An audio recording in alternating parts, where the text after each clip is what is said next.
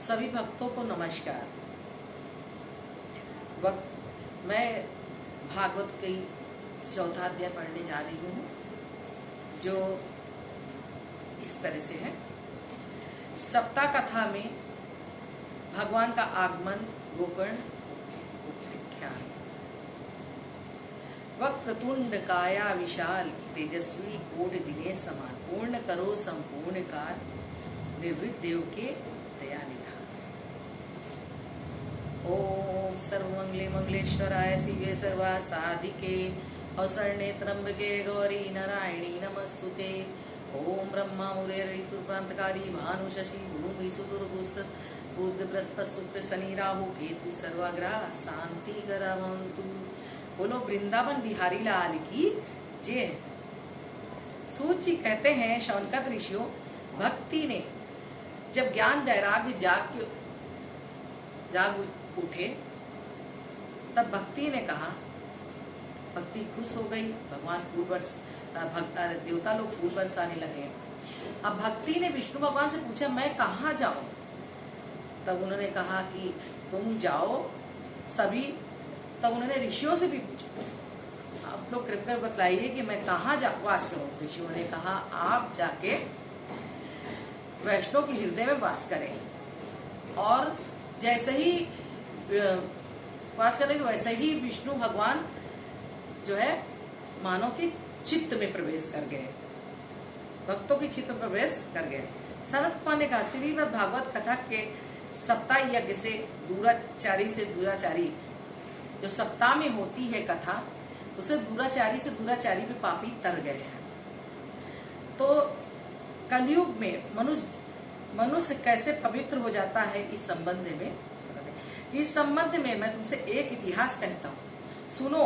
पूर्व काल में तुंगभद्रा नदी के तट पर एक नगर था, जिसमें आत्मदेव नामक एक ब्राह्मण वेद शास्त्र से पारंगत होते हुए भी भिक्षावृत्ति में अपना निर्वाह करते हुए अपने धुंधली नामक स्त्री के साथ रहता था। धुंधली अत्यंत रूपवती और गृह कार्य में कुशल थी और विवादनी बड़ बातें करने वाली भी थी। पति पत्नी में बड़ा प्रेम था, लेकिन उन्हें दुख था तो किसका था कि उनका कोई पुत्र नहीं था। तो इसी से उनको निराशा थी आत्मदेव को। मार्ग में एक सरोवर में जल पीकर विश्राम कर रहे थे, इतने में वहां एक सन्यासी आ गया। ब्राह्मण महाराज जो है सरोवर के बगल में बैठे थे, इतने में एक सन्यासी आ गया। ब्राह्मण ने उसे देखकर साष्टांग प्रणाम किया और कहा, रो कर अपना वृत्तांत बताया, कहा कि मैं संतान विहीन हूँ। तब उन्होंने कहा, सन्यासी ने कहा कि तुम्हारे कपाल से देखते हुए तो तुम्हारी रेखा पढ़ रहा हूँ, तुम्हारे 7 जन्म तक कोई पुत्र नहीं हो गया, यदि तुम सन्यास ले लो। ब्राह्मण ने कहा, मैं सन्यास क्यों ले लूं? न मुझे सन्यास देना है और न मुझे ज्ञान ही सीखना है। योग बल हो तो मुझे पुत्र पौत्रों का सुख दे दो। उनसे कहा कि अगर आपका योग बल है तो आप पुत्र पुत्रों का हमें सुख दो। ब्राह्मण के हट करने पर सन्यासी ने कहा, अगर तुम ऐसे ही हट करते हो तो मैं तुम्हें एक फल देता हूँ, तुम उसे ले जाकर अपनी पत्नी को खिला दोगे तो तुम्हें पुत्र उत्पन्न होगा। फल देखकर ब्राह्मण जो तो बाहर चले गए, पर धुंधली अपने फल देकर चले गए। तो धुंधली ने उस फल को खाया नहीं और अपनी सखी से पूछने लगी, अगर मुझे पुत्र हुआ तो गर्भ धारण करूंगी, और गर्भ धारण करने में स्त्री को कितनी परेशानी होती है। तब उन्होंने क्या किया, उस फल को गाय को खिला दिया। ऐसे तितर करने में उसने एक फल को अपनी गौ को खिला दिया, अपने पति से झूठे ही कह दिया कि मैंने फल खा लिया। और दूसरे दिन उसकी बहन आ गई, बहन से सब बातें बता दी। तो बहन ने कहा, कोई बात नहीं, मेरा पुत्र उत्पन्न होगा तो मैं तुम्हें दे दूंगी। ऐसा कहकर उसने धुंधली को राहत दे दिया। पीड़ा का ही पुत्र उत्पन्न हो गया, किंतु मेरे दोनों स्तनों में दूध नहीं, इसलिए मेरी बहन को बुलाकर रख लो, उसका पालन पोषण बच्चे के करेगी। आत्मदेव के घर उत्पन्न हो वाले सारे नगर बड़े तक छा गई, वो बड़े खुशी मनाए। फिर उसका नाम धुंधकारी, अपने जैसा उसका नाम धुंधली था इसलिए धुंधकारी रखा। इधर क्या देखते, गाय को भी पुत्र जो है पैदा हुआ, लेकिन वो पुत्र कैसा था, उसका कान जो था गाय के जैसा था। दोनों बालक धुंधली की देखरेख में पलने लगे। गोकर्ण तो पंडित और ज्ञानी था, किंतु धुंधकारी दुष्ट पैदा हुआ और अपने पिता की सारी कमाई को नष्ट कर देता था। अपने माता पिता को पीट कर घर के बर्तन तक उठा ले गया, सब कुकर्म में व्यय कर दिया। वो कुकर्मी पैदा देखकर आत्मदेव को बड़ा दुख हुआ। कहने लगे, इससे अच्छा तो संतानहीन होना ही था। पिता को चिंतित देखकर गोकर्ण ने कहा कि अश्य आप व्यर्थ ही परेशानी है। गोकर्ण की बात सुनकर 60 वर्ष के उन्होंने कहा, आप संतान के लिए व्यर्थ परेशान हैं। गोकर्ण की बात सुनकर वो 60 वर्ष के आत्मदेव ज्ञान प्राप्त उत्पन्न हो गया, वो वन को चले गए। सनकादिकों ने कहा, नारद जी, पिता के चले जाने पर धुंधकारी पूर्ण स्वच्छंद हो गया, अकेले रहने लगा। फिर एक दिन अपनी माँ को मारा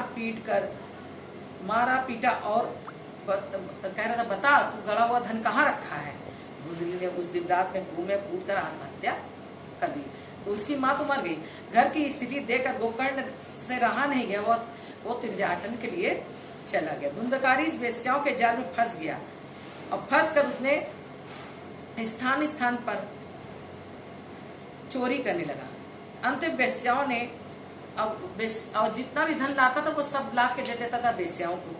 वेश्याओं ने सोचा किसी दिन भी चोरी पकड़ी जाएगी तो राजा दंड देंगे, हमारा नाम भी खुलेगा। उसने क्या किया, धुंधकारी को मार दिया और मार कर गाड़ दिया, और मार के गाड़ दिया, गला दबा के मार डाला। वेश्याएं किसी दूसरे नगर को चली गई। उधर तीर्थयाटन में गोकर्ण धुंधकारी के मारे जाने का समाचार पिता तो वो नगर में लौट आए। जब वो अपने घर में रात में सोया हुआ था तो धुंधकारी की आत्मा, धुंधकारी खुद ही खड़ा हो गया और कहने लगा, मैं बहुत रो रो कर कहने लगा कि मेरा किसी प्रकार उद्धार करो। गोकर्ण ने कहा, तुम्हारी मृत्यु का समाचार पाया तो मैंने गया में तुम्हारा पिंडदान किया। यदि तुम्हारा उद्धार न हुआ तो कहो क्या उपाय करें। अच्छा, उस समय तुम अपने स्थान पर जाओ। कह रहा था, जहां से तुम आए हो वहीं पे जाओ, मैं कोई उपाय देखता हूँ। दूसरे दिन प्रातः काल होने पर गोकर्ण ने सब वृत्तांत अपने नगरवासियों से कहा, तो उसके उद्धार के लिए कौन सा उपाय किया जाए। सबने निश्चय किया कि उसका उद्धार सूर्य भगवान का आवाहन करने पर ही आवाहन करो, वो तो बताएंगे कि कैसे इसका निराकरण होगा। महाज्ञानी गोकर्ण के आवाहन पर सूर्य भगवान को आने में देर न लगी, वो लगे। फिर आकाशवाणी हुई, श्रीमद् भागवत की कथा सप्ताह भर करो तो धुंधकारी प्रतत्व से मुक्त हो जाएगा। गोकर्ण ने दूसरे ही दिन से ही श्रीमद् भागवत कथा की आरंभ कर जिसे सुनने के लिए सभी लोग आए। धुंधकारी भी वहां आया, किंतु वह प्रेत रूपी वायु था, इसलिए वहां कोई बैठा था। वह यज्ञ मंडल में गड़े बांस के सबसे नीचे की कोण में जा बैठा। संध्या समय जब यज्ञ स्थापित हुआ तब बांस की एक गांठ टूटी। इसी तरह 7 दिन तक 7 दिन कथा हुई, 7 गांठ टूटे रहे। और जैसे ही कथा समाप्त हुई और स्वर्ग से विमान आया और धुंधकारी को ले चला गया। आज की कथा यहीं तक है।